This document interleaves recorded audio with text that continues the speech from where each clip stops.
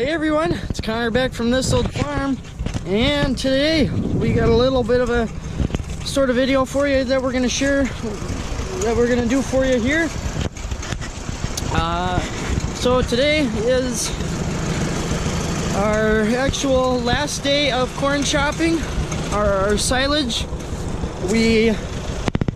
Dad is currently at the field right now, or if he's not, he's on his way back actually. Our last field, you can see behind me, this is the big field, or the one that we did plowed, the second day of plow day of last year. This one got done a couple of weekends ago now. That one back there has been done for quite some time. And then we had another one, which is where the first day of plow day was, that we plowed up because I believe because that when we planted grass there, we had corn on it before. And let me get away from Mo here so he's not, it's a little noisy. Here, let's get behind the wagon here. That'll mute up some of our noise and get rid of some sun glare. We had corn on it before at one point in time, and then we planted in hay, or you know, a mixture of grasses and what have you, and that the grass seeds did not grow in very well. And so this year we went through and plowed it up, as you guys saw back there in the spring, and we planted corn on it this year. Our corn didn't come in super great this year either, because we believe that when we planted, we ended up, it actually was raining while we were planting, so we had to deal with our packing wheels. There's a set of we'll call them, well, they call them packing wheels, but they're just these metal drums with rubber tread over them, almost like, for those of you who know the old steel wheeled tractors, they just put rubber tread over the steel wheels. Basically the same concept. And what would happen was, because it was the ground over there is sort of a clay-like, we're getting in the sun again, sort of a clay-like mixture soil, kind of rocky, gravelly, clayey soil. And when we were planting, it actually ended up starting to rain. Either it rained before we started, and I think it actually kind of rained while we were there. And so we were having issues with the clay got all wet and sticky. And so we think that what happened is when we were planting the corn, it didn't get packed in. And so what happened, or what that means is that the corn wasn't covered up. Here, we got a cob of corn over here. What happened is the seed was just laying on top of the ground, just like that, just right on the ground. What should happen is it should get covered up in dirt like that, but it was just laying on top of the soil because the packing wheel had gone over and didn't, because it was bound up in with our clay. That's what I'm trying to think of for a word. It was bound up with clay, and then also it was kind of pulling the dirt up with it. That was causing the corn to not get packed, and so, or covered up, packed into the soil. And so the turkeys could come through then, and like they can do now with that corn cob that's laying crushed down there on the ground, they could come through and pick it up and eat it off the ground, and then we end up with no seed there, no corn planted. So our yield wasn't the greatest over there this year either, and that's kind of partly our fault. We technically shouldn't have been planting then, but we wanted to get it planted so that we wouldn't have to end up going back over there, because for those of you that know clay, if it gets wet, it kind of hardens up, so we'd have to go back over there again and disc it up and break it up, and we didn't really want to do that. So we went through and planted it, trying to beat the rain, and unfortunately we kind of didn't, and we felt the loss of it in the fall here. But it's okay, we got quite a few loads of silage off of it. Our silage pit is full, but what we're gonna do here today, why we got the wagon here, is we're gonna show you kind of what we do. Now you guys, back in a farm update video, saw how we unload the do-all wagon here with how it spins, you know, the shaft at the gearbox and that, and dumps it out the back. This one we're actually going to save for Dad's going to feed it throughout the week, and the other one that he filled up, he's going to do that. But we have the Gale chopper box here, which we just had to fix up for. We've only used this in this field that was at plow day. We never used it on the farm here because the back here had, after we used it last year, it had kind of, I think what happened is that it sort of collapsed on itself. It fell, I think what happened is it fell down, and then as the chains, these chains sweep up. So what happens is the floor's got this chain sweep, they call it, and it pulls the corn forward. We'll explain more of that later. But what happened, I think, is the wall fell down, the chain started pulling it, and it just kind of brought everything inward, kind of messed some stuff up. So Dad fixed the back up so that we would have another wagon to use this over at that field, so that we wouldn't have to be, we could keep up better because it's such a long travel. We have to go so slowly with these wagons. But we're going to show you how we unload this one, and also we have what we call the Load King wagon. It's another one exactly like this, other than it's just kind of a different brand, and it's sort of slightly different setup. Now this one, for this sweep here, and you can see this, now we'll go through and explain this now. They have this sweep that brings, let me shut off Mo so we don't have to talk over him. It has this sweep here that pulls your load in the wagon here up to these, what they call beaters. Now these beaters have these pegs on them, and basically what that does is they spin. They sit and spin, and you guys will see that in a moment.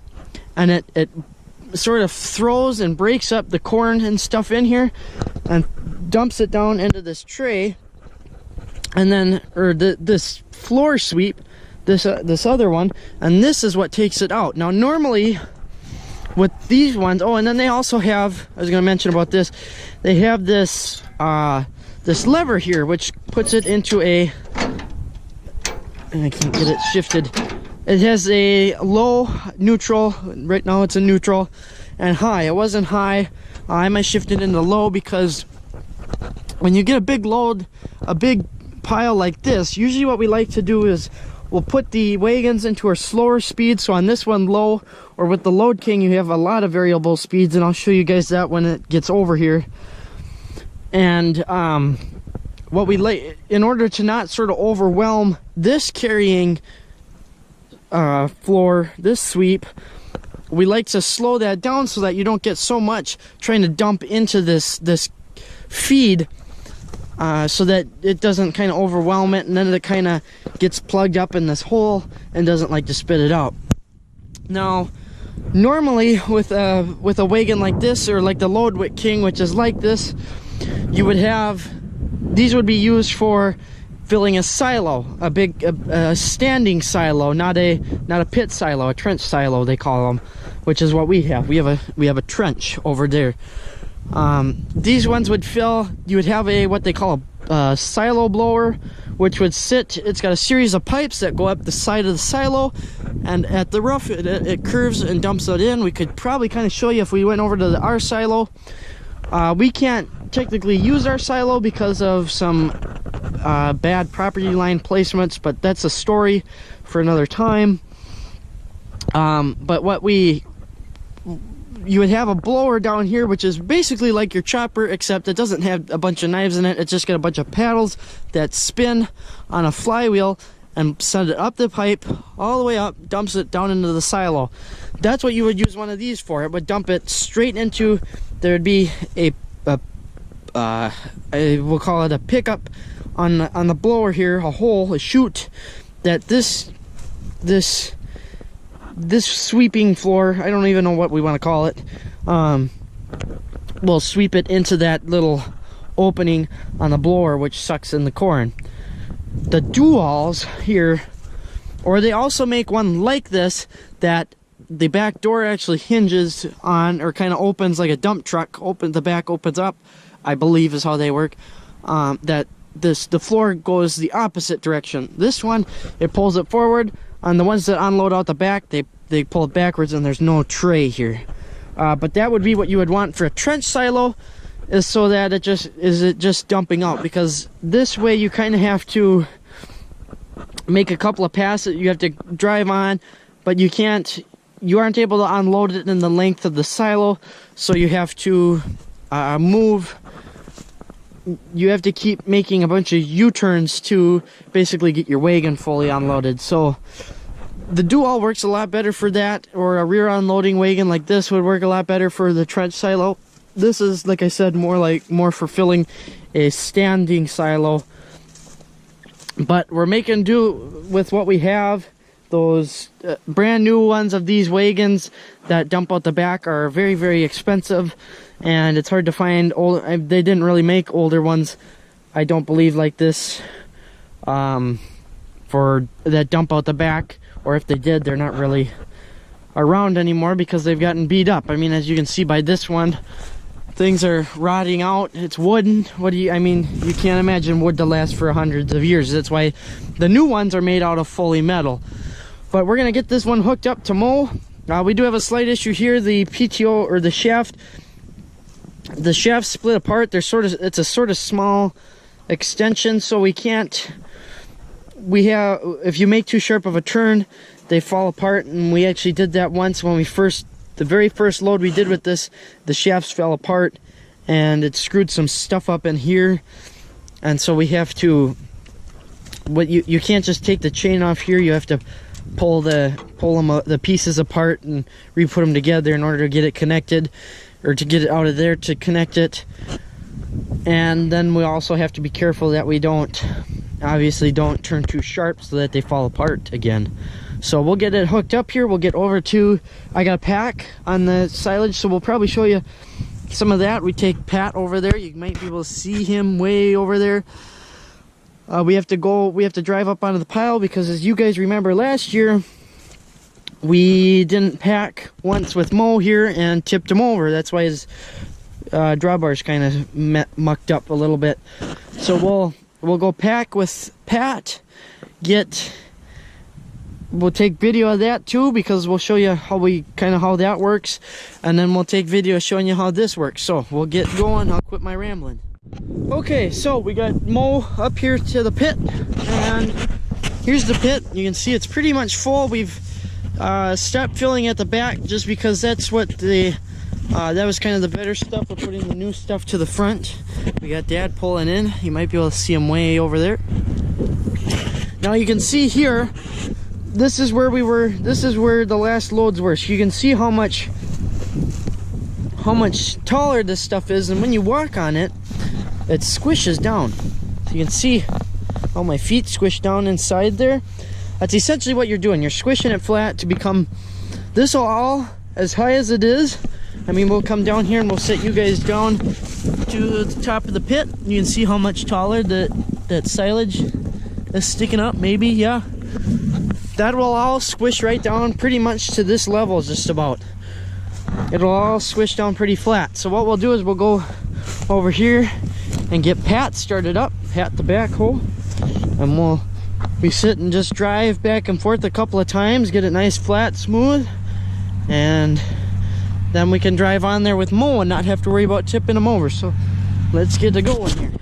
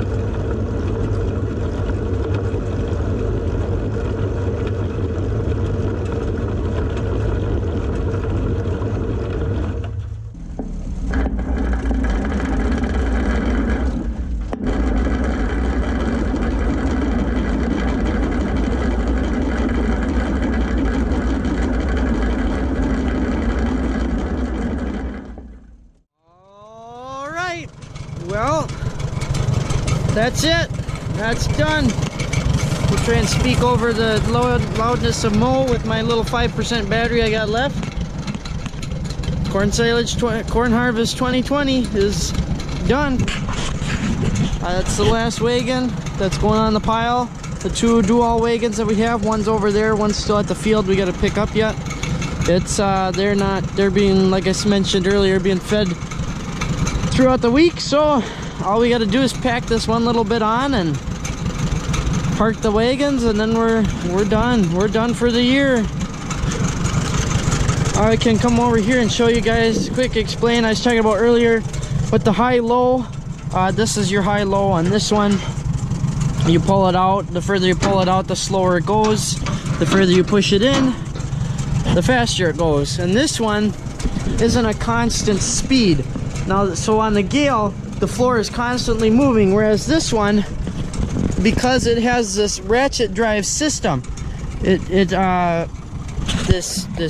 lever moves back and forth, and this reel spins, and the floor inches forward each time. But I got 1% battery here, I see, so I'm gonna quick wrap up the video.